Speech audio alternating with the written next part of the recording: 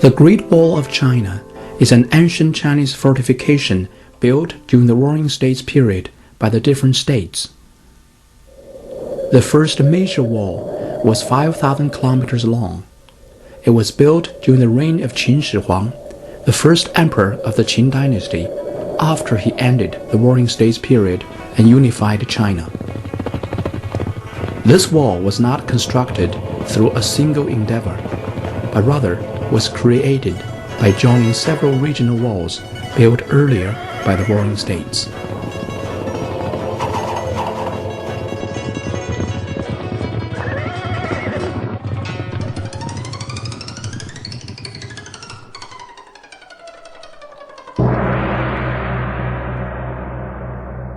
While building the Great Wall of China, Qin Shi Huang also spared no cost in constructing his Erfang Palace complex in Qin's capital city, Xianyang, which is near today's Xi'an in Shanxi province, China.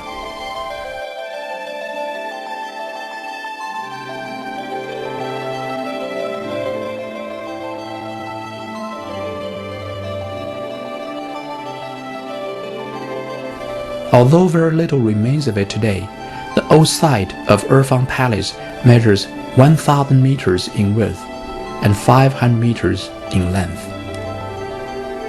The Great Wall, the Erfang Palace complex, and the terracotta soldiers in Qin Shi Huang's lavish tomb represent masterpieces of ancient architecture and craftsmanship in China, which required enormous levies of manpower and resources.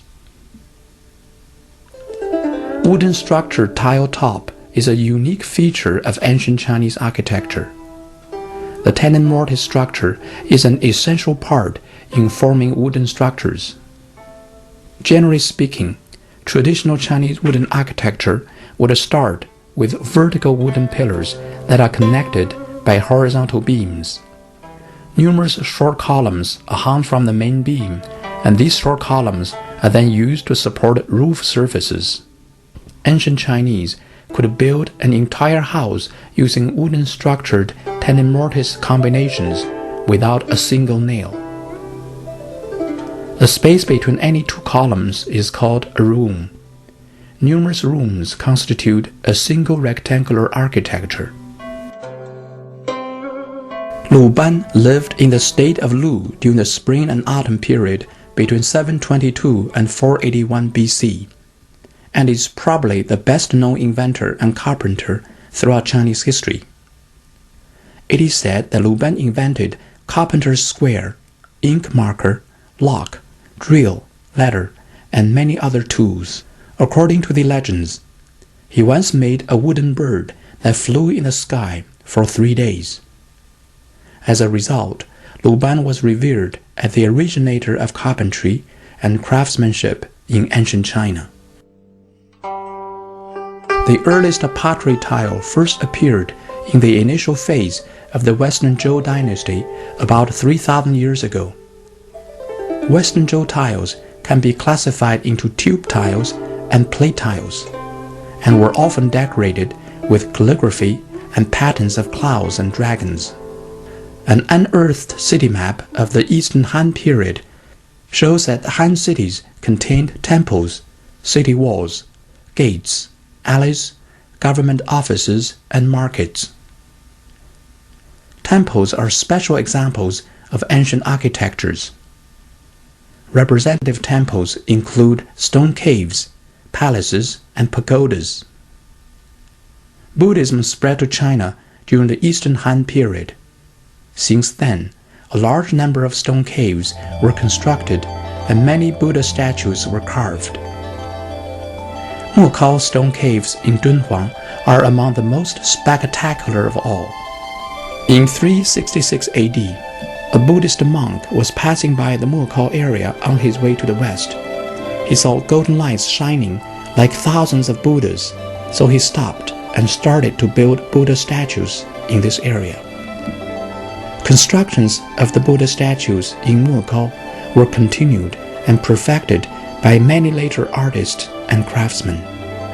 The Mugao stone caves extend 16-18 meters from the south to the north, There are still 492 stone caves left even today, containing more than 2,000 statues and many surpassingly beautiful frescoes. The Buddha statues made during the Northern Wei period between 386 through 534 AD were particularly grand. They exhibit broad foreheads, long and thin eyebrows, and wave-like hairs. Their upper bodies are exposed, reflecting marks of Indian arts. During the Tang Dynasty, between 618 through 907 AD, the carving and molding of Buddha statues for the development of Mokao stone caves reached a peak. Buddhism was very popular during the Northern and Southern Dynasty period, between 420 through 581 AD. For example, the Northern Wei dynasty built more than 30,000 temples. The city of Luoyang alone had 1,367 temples at the time.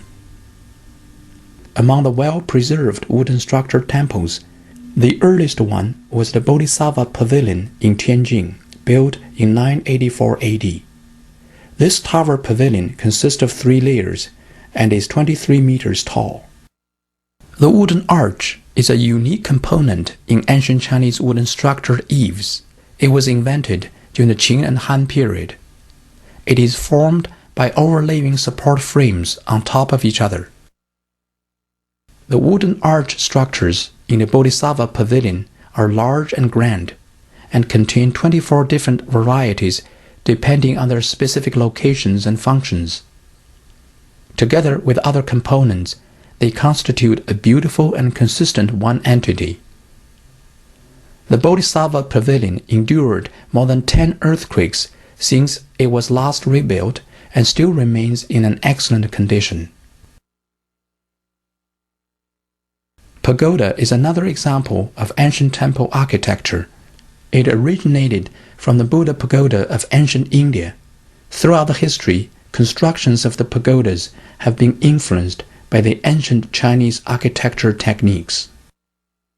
Earlier pagodas were used to store Buddhist relics and to worship Buddhas.